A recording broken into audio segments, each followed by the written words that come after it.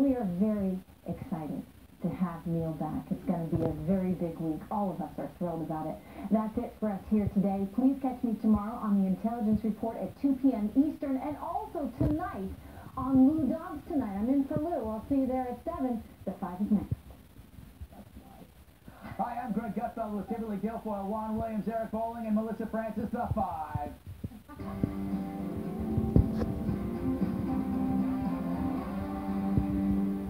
He went from soft to hard in 4 hours. I speak of Donald Trump giving his first big speech on immigration after that trip to Mexico. Comparing both events, it was pure good cop, bad cop. First, the good. I happen to have a tremendous feeling for Mexican Americans, not only in terms of friendships, but in terms of the tremendous numbers that I employ in the United States, and they are amazing people, amazing people. I have many friends, so many friends, spectacular, spectacular, hardworking people.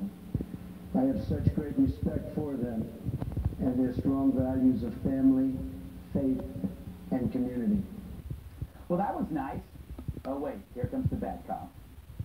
We will build a great wall along the southern border, and Mexico will pay for the wall. They don't know it yet, but they're going to pay for the wall. Well, that was fast. Mexico didn't even get its one phone call. But maybe this is how negotiations work. You say one thing here and another thing there. It's old school autocrat. Visit a country and you're gracious. Back home, you're a strong man on steroids. But behind the scenes, you offer the Mexican president a discount on the wall. But last night, Trump actually gave specifics that most countries take for granted and opened with the wall. That's his stairway to heaven, his big hit. But he also cited the awful visa system and talked about expanding ICE. We are going to suspend the issuance of visas to any place where adequate screening cannot occur. I call it extreme vetting, right? Extreme vetting. I want extreme. Countries from which immigration will be suspended would include places like Syria and Libya. The shift was clear. Immigration reform means plugging the leak first. He brought up quizzing immigrants on honor killings, women, and gay rights. Another reform involves new screening tests for all applicants and ideological certification to make sure that those we are admitting to our country share our values and love our people. Applicants will be asked for their views about honor killings, about respect for women and gays and minorities, attitudes on radical Islam. Of course, the left will call this religious persecution. But how come they only defend religion when it hurts our country? Then there's vintage Donald. Within ICE, I am going to create a new special deportation task force focused on identifying and quickly removing the most dangerous criminal illegal immigrants in America who have evaded justice, just like Hillary Clinton has evaded justice, okay? Maybe they'll be able to deport her. Oh my goodness. It's a joke, I think. And it was indeed a speech, but also a rally before the converted. Did he win over anyone that he hadn't won already? Or did he undo the sheer brilliance of his stately Mexican visit? The media says he didn't pivot, which we are used to. Me, I dug the specifics. I asked for them. But after a year of bad blood, have the people who should be listening, have they already moved on? Or are they just tuning in? Either way, at least we got new hats. Well, I'll tell you what, I'm going to put this hat on. Why do they have to be white? Racist. Some are red. They are beautiful hats. Let's make it Mexico great again, comma, also. Okay. That's a stroke of brilliance, right, Kimberly? Yeah, I mean, come on, why not? That it shows inclusive and that we're working together as a team. I loved the speech yesterday when he was there, when he was listening in the H. I thought that was excellent.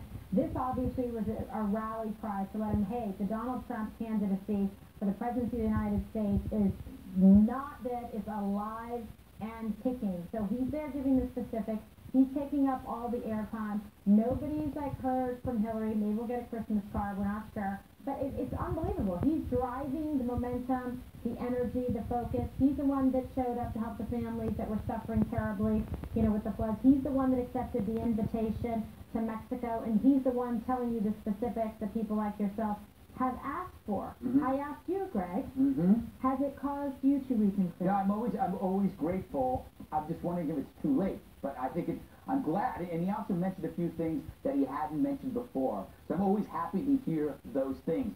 Eric, I thought it was also very smart that he pretended that he might go soft, but instead he went hard. Did he pretend, or did we all speculate that he would just play it safe? He had a great morning, a great afternoon with Peña Nieto, and everyone said, in fact, I think everyone here at the table said, you know, he should just take those 5 points and, you know, go into the speech and he'll crush it. I didn't want him to do this. You didn't want to give it. But I think what he did, it was a stroke of brilliance. So he's stately over there. You know, people are different when they're in a foreign country, when you're being diplomatic. You should be different when you're being diplomatic. And when he came home, he went vintage, as you point out, Donald Trump. He hit the 10-point plan that so many people have been asking for. Get specific on everything, and he did, on deportations, on criminal aliens here, on visa program. That was big. That visa program, it's always been a problem. Aggressively go after people who jump their visas, send them back, send the criminals back. I thought the speech and the policy and the meat of the speech was fantastic. I think he solidified his base vote. I think what he did earlier in the day actually helped him with moderates, or let's call them independent. Or undecided. At least undecided. At least they could see another side of it. I thought it was fantastic. By the way, if you have any questions, I'm going to have Mama O'Reilly back tonight, and I'll ask him. I'll say, what was no, it's more than a plug, though. Because I think there is a question somewhere in there. You said you're going to deport, but define deport. Under Obama's deportation rule, if you stop someone at the border and tell them to go back, that's a deportation. So, if you have 11 million illegals who aren't criminals here, and they get to an embassy, or if they get to a safe place, or an area, what happens? Can they go there and then apply for citizenship there? And is that they left and they came back in? Maybe it is. We'll ask them. Good question. So what about the, you know, you keep hearing about his Hispanic advisors. I'm not sure how will this play with his Hispanics? Did he just write the entire group off, or? I think the genius of what he did yesterday is that it's classic ink-blot politics that we saw, you know, depending on what you were watching, because I do think, you know, I watched both things live, and I thought his speech in the middle of the day was very presidential, much softer, as you said. And if you watch later, he went back to the screaming crowd and sort of the red meat, which, by the way, I mean, people were screaming in that crowd. You never hear that from Hillary. So much Well, it's his choir. It is his choir, but when she gets her choir together, they're not hysterical like that. I mean, he does have so You much look back to President Obama, candidate Obama, having that kind of also having hysterical crowd. Okay, so I think he did the inkblot thing. I do think all politicians say one thing in front of one group, one thing in front of another. For example, Hillary Clinton, when she's giving a speech to Goldman Sachs, or she's standing in front of Citi, who gave her and her husband $1 million in various speeches. She says something, I'm sure, that's very nice about Wall Street and the banks and how they're the lifeblood of the economy and finance is so wonderful. And then she goes out and she bashes evil banks and, you know, we're going to tax the hell out of them and they're going to pay their fair share and they're awful. When she talks to another crowd, and everybody knows it's all about the audience. So there you go. Inkblot politics. Ron, so when he plays to the audience like that and you hear the cheers, that's all he's getting. Is he getting anybody else? And he has to work on a year of antagonism with the Hispanic vote. Yeah. Is it too late? Let's answer your first question, which is that what he appeared to do yesterday, which you guys were saluting so aggressively, saying, hey, he went down there, he looked presidential, he took the initiative by beating Hillary Clinton to take the trip to Mexico. This was outreach. This was saying, hey, listen, if you had doubts about his temperament, about his ability to deal as an American leader on an international stage, here's Donald Trump. So that's what you guys saluted.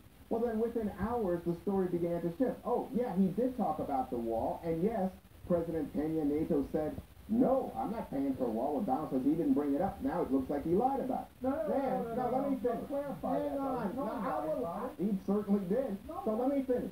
So then he goes down to Phoenix, and he gives a speech, and the speech absolutely repels the Latino community. So you had people who were on his Latino or Hispanic Advisory Council who, I think in specific here, Jacob Morty, National Hispanic Advisory Council, they were trying to get him to be more reasonable. They were willing to play ball with Donald Trump. Now they're quitting, resigning. They're not necessarily going over to Hillary, but they're gone. So Eric yesterday was saying to me, oh, you know what? They're going to bump up the numbers with the Latino community. Forget about that. Outreach, zero. And what did the Clinton You guys have to make a bet on that. We did it right. And then the Clinton campaign, what did the Clinton campaign do? Clinton campaign says, oh, well, you know what? We're just going to retweet Ann Coulter. We're going to retweet David Duke because they're the biggest people who loved that speech last night. When you're talking about a deportation task force, when you're talking about kicking out people, I mean, most Republicans don't believe that we should be kicking out people, but that's Donald Trump. So no pivot, no change. The guy you knew is the guy you got. I thought you just clarified he didn't lie about it. They didn't discuss Mexico paying for the wall. They discussed the wall. Trump even said in front of the guy, there's going to be a wall. Yeah, no, pay for the wall. Right, well, he said, here's what John Podesta said. Not just Clinton's Podesta. Yes. Not just in case that he choked in the room. He came out of it and lied about it. That's what he did. Peña Nieto clarified a comment that he made right afterwards. So yeah, you know what? You guys are really up a tree. You guys are up a tree. It's okay. But I mean, I guess my point is, I can't see after that speech Hispanics going, hey, you know what? Now I like him. I just don't see that. So I'm wondering, is there enough white people left that he can get? So then you can write off everybody else. I think you guys are in for a surprise here because, you know, I mean, you're talking about my people. I'm telling you that so many of the Hispanics that I talk to and African Americans that are Trump supporters, I think you're underestimating what he's been able to accomplish, and prepare yourself. But I mean, the polls don't show that. Well, that's not true. There's new polls even out now, and it shows also that Trump is doing better with American-born Hispanics. There's a new Rasmussen poll out as well. I'm saying just give it a moment. Here's what Gary Johnson, who was our guest recently, said, how's this going to work? He's going to put these people now, this 5,000 more ICE people, this deportation task force, are they going to go door to door in New Mexico hunting down Latinos? The 25,000 are Border Patrol. They're not deportation. The interesting thing, though, when they poll, when voters, they're presented a choice, a system that allows illegals a path. They're overwhelmingly for that, and they're against deportation. Right. So how do you do with that? When you're in a foreign country, and you go to the U.S. embassy in a foreign country, you're on U.S. land. Yeah. You're not in foreign country land anymore. You're in U.S. territory, right? Right. So if you set up let's call them Mexican deportation stations within the United States.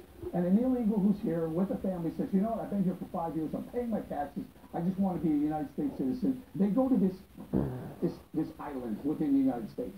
You're technically on Mexican land again, right? You've been deported, and you go back into society. I mean, that's a way, and why is that so bad? That's a very friendly way, nice way to do it, no? Well, I love it when you make these things up. I don't hear this from the candidate, but you're talking about like not quite, but I mean what most people talk about in that scenario is called touchback, where they would have to go before they come back. Most people know that's not. By the way, you know, when you were talking about 5 years or so, do you know that in fact most of the illegal immigrants have been here more than 10 years, and like 20% have been here more than 20 years. I mean, there are neighbors. I think we all agree that this is the diciest part of the issue. Yeah, and it might not be a winning issue, according to that poll. All right, coming up, more reaction to Trump's immigration agenda, including from his Democratic opponent and some of his strongest critics who have had some surprising remarks. Stay tuned.